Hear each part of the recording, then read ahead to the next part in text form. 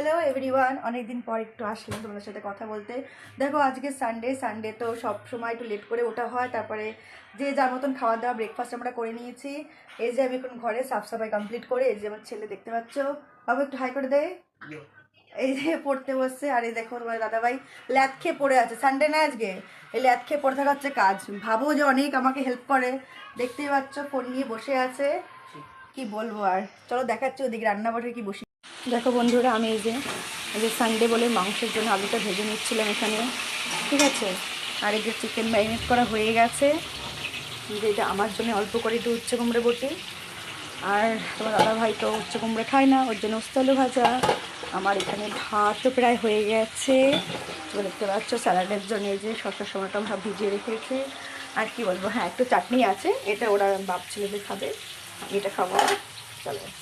অনেকে তোমরা বলেছো যে অডিও ভয়েস, এরকম ভয়েস দিয়ে ভিডিও করার জন্যে, তো সেই সমস্ত দাদা ভাই দিদি ভাইয়ের জন্য আমার আজকের ভিডিও রইলো। তো কেমন হলো জানিও। টুকটাক এরকমভাবে ভিডিও নিয়ে আমি আসবো তোমাদের সাথে, পাশে থেকো সবসময়, আমিও তোমাদের পাশে আছি। অসংখ্য ধন্যবাদ। চলো টাটা।